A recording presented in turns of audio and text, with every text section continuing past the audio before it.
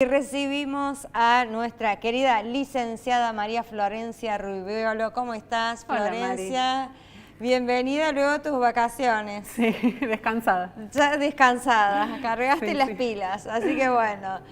Hoy con un tema importantísimo que nos trajiste para hablar, ahondar, que tiene que ver con adicciones.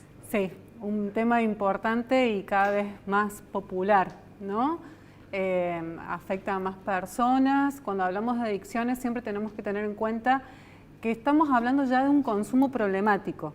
No es un consumo reciente, sino que el paciente ya estalló, ¿no?, en su vida cotidiana, es descubierto a través de mentiras por algunos familiares.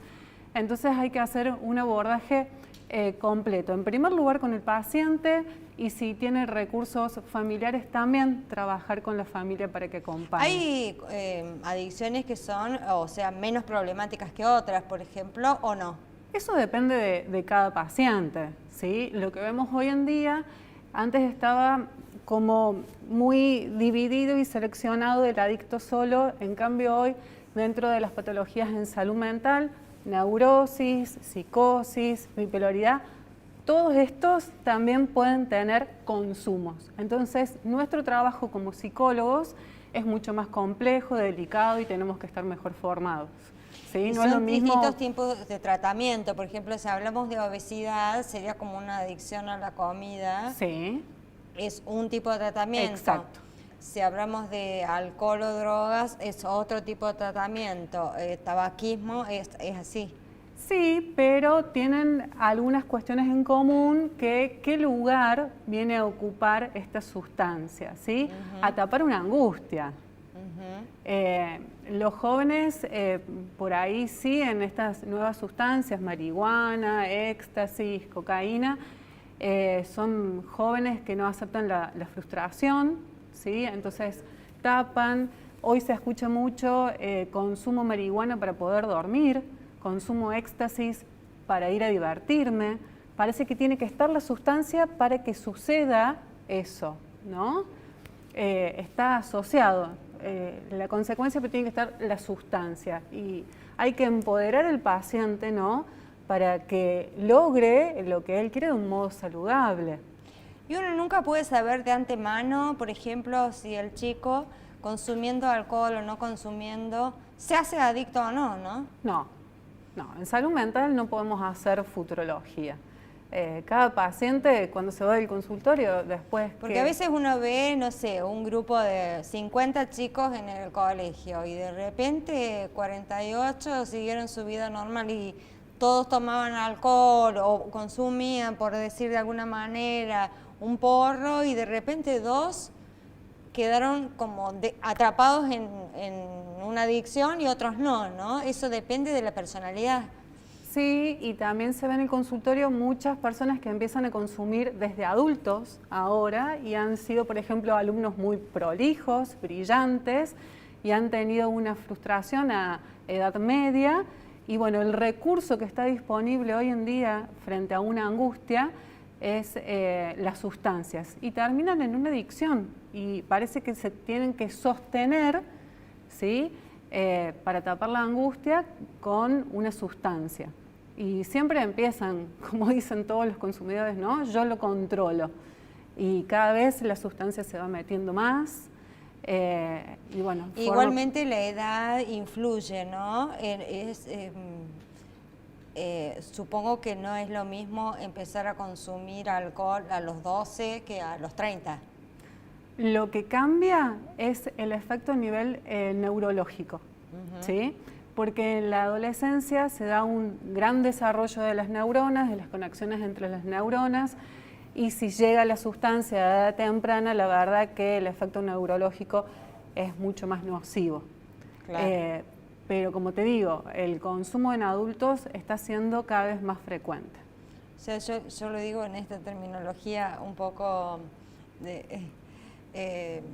cotidiana, ¿no? Digo, quedarse pegado en una adicción no depende entonces netamente ni de la edad, ni de la clase social, ni del sexo, o sea, es relativo. Muchos factores convergen para que uno pueda o no quedarse pegado, como digo yo, o atrapado, no sé si son los términos adecuados, en esto de las adicciones. Antes era así más de ciertos sectores, ¿no?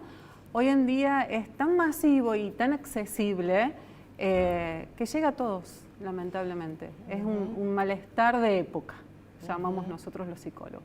Y también existen algunas adicciones que son como mañas, digamos, que no son tan, no sé, por ejemplo, esto que uno ve en películas, esta persona es adicta a las compras. ¿Son también patologías graves o se exagera una forma de ser de una persona? Son compulsiones, ¿sí? Lo que se escucha hoy en día también que está muy de moda es el casino virtual. Ah, sí.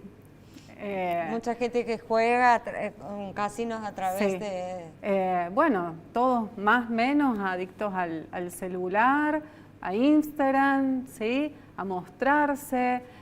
Sí, la sociedad de consumo va cambiando, ¿no? ¿Cuál es el objeto de consumo? Y a cada persona le pega en distinto lugar, ¿no? Y las consecuencias sociales también son diferentes, ¿no? Porque por ahí la adicción al tabaquismo o la adicción a la marihuana tienen diferentes consecuencias, ¿no? Sí, y lo que preocupa en nuestro país que como no está legalizado, lamentablemente el que consume no tiene noción de lo que está consumiendo. ¿Cuánto hay de cocaína verdaderamente en un gramo? ¿Cuánto hay de éxtasis verdaderamente en una pastilla? La marihuana también, el porro, les pega de distinto modo, como dicen los jóvenes, ¿no? Lamentablemente no saben lo que están consumiendo y van aprendiendo entre los mismos consumidores, porque no hay educación en consumo. Claro. Y hay personas que lamentablemente para conseguir las sustancias se meten en lugares bastante complejos. Claro. Incluso uno he escuchado también, hay frutos de la naturaleza, ¿no? Que son hasta alucinógenos. En México están los hongos y demás, y he escuchado por ahí algunas anécdotas de personas que han ido para probar, para ver y todo lo que genera. O sea, también hay cuestiones que son naturales que pueden afectar nuestro juicio. Y tienen que tener en cuenta que además los alucinógenos y también la marihuana a menor nivel hace efectos distintos en cada una de las personas. Claro. ¿Sí? Hay personas que, como dicen los consumidores, tienen un viaje espectacular, ¿sí? Esto del viaje se refiere a algunos delirios, y otros que tienen delirios persecutorios, en donde no es un viaje para nada agradable. Claro. ¿Sí? Entonces hay que tener en cuenta. Sí, totalmente. Esto, ¿no? Los padres tienen que hablar mucho. ¿Y se pueden poner más violentas las personas cuando están...? Porque uno ve por allí las crónicas de las noticias y la gente dice, este estaba drogado, y a veces no se sabe, pero la gente se acostumbra a decir como que no tenía el límite que una persona que no estando drogada no lo tendría. Esto también varía mucho en la violencia que vemos en las calles, por ejemplo. Eso sí está determinado por la personalidad de base. Si es una persona neurótica, ¿sí? Bipolar, maníaca, psicótica, depende cómo va a ser su reacción frente a las distintas sustancias. Claro, o sea, sí. le va a traer distintas reacciones, ¿no? El caso que conocemos, por ejemplo, que es tan querido que repercutió fue el de Chano, ¿no? El cantante que ante la falta de conocimiento, cuando vino el policía y él estaba bajo los efectos de las drogas, se asusta y le pega un tiro y pierde un riñón, si no me equivoco. Bueno, después se recuperó, la madre lloraba a mares, ¿no? Y bueno, él tuvo esa reacción ante esa sustancia, pero quizás otra persona al consumir la misma sustancia puede tener otra, ¿no? El policía lo percibió agresivo, violento, y por eso le disparó. Ese fue el episodio. Sí, es muy complejo cuando suceden crisis de violencia. Es común que la familia llame a la policía y la verdad que no están formados y capacitados para dar contención. Claro. Tienen otra formación los policías. Seguramente que hacen lo mejor que pueden, pero no tienen una formación como tenemos los psicólogos.